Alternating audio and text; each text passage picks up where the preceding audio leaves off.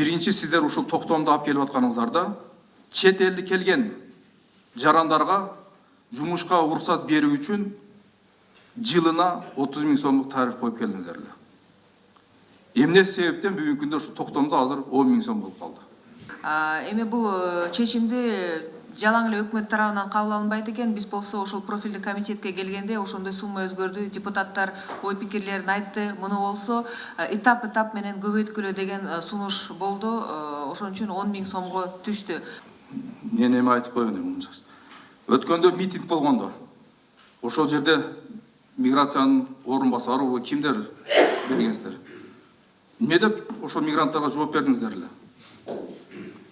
Мигранттар ошо митингде Сергей Исламович, ал жерде бул 2096 жылдан бери келаткан 2 000 сом болчу.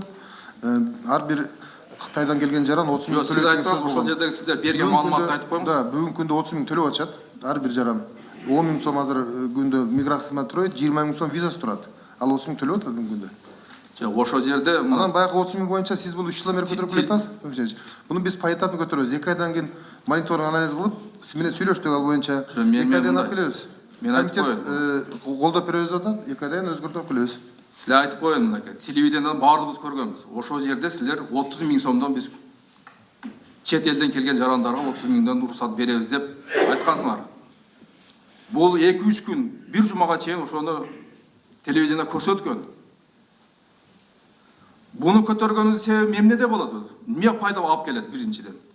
Биринчиден биздин сыртта жүргөн мигранттарыбызга ушул жерден жумуш орду болот эле, эгерде келбесе, чет элдиктер келбеген болсочу.